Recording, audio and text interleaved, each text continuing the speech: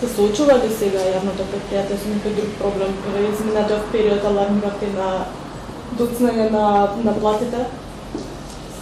Репрезентативните синдикати во ЈСП се многу јасни.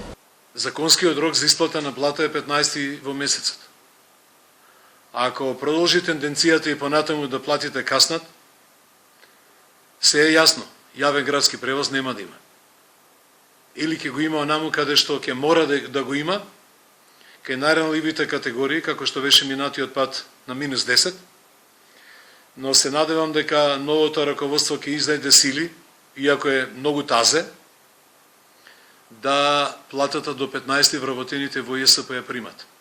Затоа што јавното сообраќајно предпријатие остварува приход онолку колку што му дозволуваат условите. Сето друго се субвенции од градот и блок дотации од владата на Републиката. Јас ги молам за ажурирање и редовно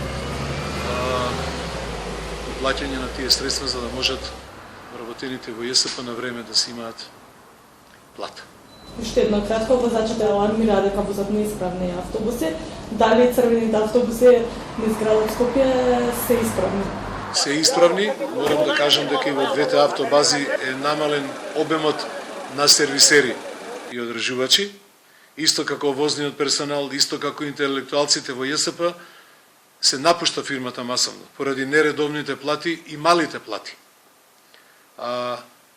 Како градоначалничката и директорот на ЈСП мислат да ги задржат вработените и да имаат квалитетно одржување и квалитетен и безбеден превоз,